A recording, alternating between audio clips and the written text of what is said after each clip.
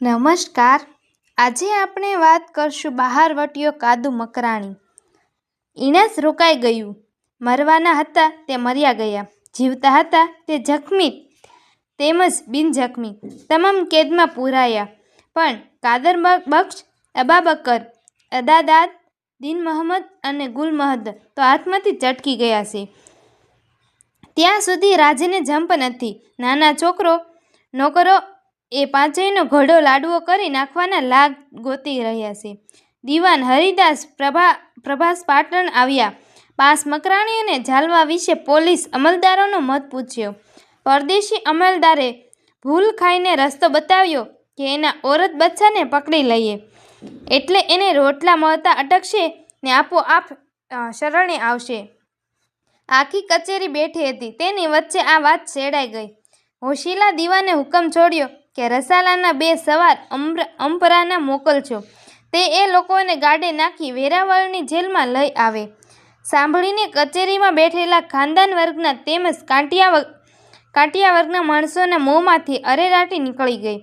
દીવાનને પડખે પ્રભાસ પાટણવાળા ખાન બહાદુર, સૈયદ અલવી એદરુસી જેણે વાઘેરોના બહારવટામાં ભારી ત્રાસ ફેલાવેલો બેઠેલા, એણે ઉઘાડા ઉઠીને કહ્યું, રાવ સાહેબ, આપ વિપરીત વાત કરો છો હો.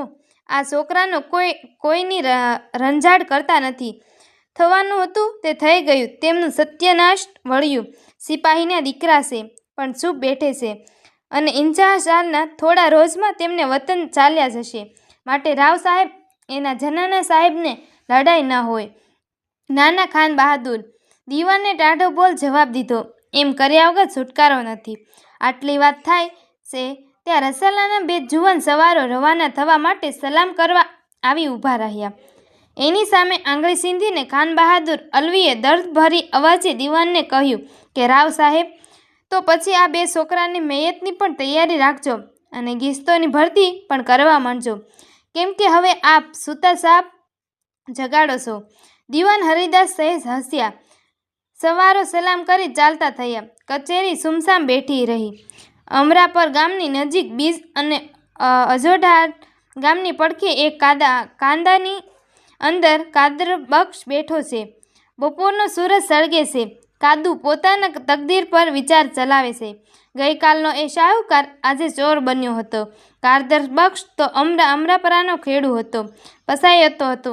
એ બહાદુરે સાવજના 2 જીવતા બચ્ચા ઝાલીને નવાબેટને ભેટ કરેલા. તેના બદલામાં નવાબે એને અમરાપરામાં 2 સાતી 40 એકર જમીન એનાયત કરેલી. તે પોતે ખેડાવી ખાતો. એ અભણ જમાનામાં પોતે ભણેલો.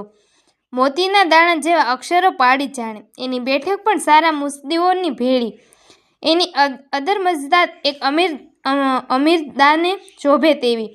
નીતિ અને નિમહકલાલની રંગે પૂરેપૂરો રંગાયેલો અને ઈનાસવાળા સગાઓને હંમેશા ખામોશમાં બોલ કહેનારો એવો સુલેહ સંપીને ચાલનારો કાદર બક્ષ. વાઘેર દાયરામાં જોધા માણેકની માફક આ ઈલાસનો મકરાણી દાયરામાં અખણાનો થઈ પડેલો. એના ભાઈઓ એને કમજોર કહીને ટોણા દેતા.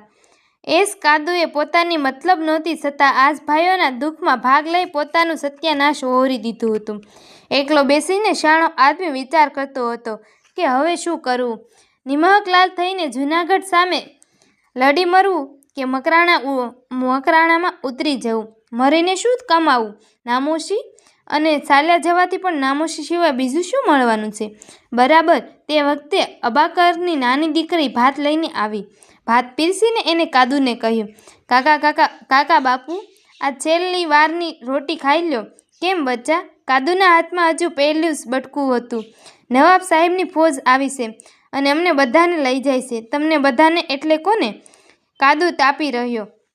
મોટી અમ્માને, મારી માને, મારી કાકીને, ભાઈને, તમામને, ઓરતોને, બચ્ચાને. ગુનો તો અમે કર્યો છે, તો પછી તમને બે ગુનાહોને શા માટે લઈ જાય છે? કાદુ ભૂલી ગયો કે એ વાતનો જવાબ એ નાની ભત્રીજી ન આપી શકે. છોકરી કાકા બાપાના ક્રૂર બનેલા ચહેરા પર મીટ માંડી રહી. અમરાપરાની 2 સાતી જમીન ખેડનાર ખેડૂ એ સળગતા બપોરની માફક ભીતરમાં સળગી ઉઠી ખૂની બનતો હતો. બેટી ભાત પાછું લઈ જા. એમ કહીને કાદુએ હેઠો હાથ ધોઈ નાખ્યો. ખાધું નહીં. પ્રભાસ પાટણની આ બાજુ ભાલપર ગામ છે. એ ભાલપરાની નદીમાં ભેખડા બંદૂકને ભરીને બેસી ગયો. બરાબર નમતી સાંજરે એણે અમરાપરાને કેડેથી એક ગાડું જતું જોયું. ગાડાના ધોળિયા બળદની જોડ પણ ઓળખી. પાછળ એ રચાલા સવારો પર ચોકી કરતા જાય છે. ખાતરી થઈ શકી એ તો એ જ. નાણીએ નોંધીને કાદુએ પાછળથી તાસીરો કર્યો. એક ગોળીને એક સવાર ઉપડ્યો, બીજી ગોળીને બીજો પટકાયો. અસવારને પડતા દેખીને કાદુએ હડી કાઢી. બેમાંથી પહેલાના શરીર માથે જઈને જુએ ત્યાં જુવાન ઓળખાયો. એ હતો બડા મિયાં સૈયદ. હજુ જીવતો હતો. કાદુ એના શરીર પાસે બેઠો, એના હાથ વાંધા અને આજીજી કરી કહ્યું, બડા મિયાં, તું સૈયદ, મેં તારો જાન લીધો, પણ હું શું કરું? મારા બાલ બચ્ચાને આમ બેગુના કેદી બનતા મારાથી ન જોવાઈ શકાણે. હવે ભાઈ, તું મને માફ કરી શકીશ? છેલ્લા દમ ખેંચતો બડામિયો બોલ્યો, ભાઈ કાદર બક્ષ, તમને માફી છે. તમે મને ક્યાં અંગત ઝેરથી માર્યો હશે? એ તો મુકદ્દર છે. એટલું કહીને સૈયદે શ્વાસ છોડ્યા. પછી કાદુ બીજા સવારના શરીર પાસે ગયો. એને પણ ઓળખાયો. પોતાના નાતવાળો જુવાન કરીબ ખા. પણ મારા માફીની ઘડી તો ચાલી ગઈ હતી. કબીરખાનો જીવ ક્યારનોય નીકળી ગયો હતો. રૂપાળી નીલુડી નાઘેર, એથી રૂપાળો સરસ્વતી નદીનો એ કાંઠો. મહારાજ મેર બેસવાની રૂપાળી વેળા. સરસ્વતીના નીર ઉપર ચંપાવરણની તડકી રમી છે. એ વેટાણે દોસ્તને જ્યાં મફત દેવા જેવી એ જગ્યાએ એક સૈયદને અને એક ભાઈબંધને ઢાળી દઈ એની લાશો ઉપર કાદુ ઊભો છે. રૂપાળી કુદરત જાણે રોઈ રહી છે. આપદા અને શરમને ભારે કાદુનો ચહેરો નીચે ઢળે છે. જાણે કે એની શરમને ઢાંકી દેવા માટે જ રાત પોતાનો કાળો પછેડો દુનિયા પર લપેટી દેશે. બાળ બચ્ચાને તેડી બહારવટીયો અમરાપરામાં આવ્યો. ત્યાંથી બધાને ઘોડા પર બેસાડી બરડામાં ઉતાર્યા. તે પછી કહેવાય છે કે કોડીનાર પાસે મૂળ દ્વારકાથી મચવાવાળા બેસારી બચ્ચાને મકરાણા ભેગા કરી દીધા. એના દિલડા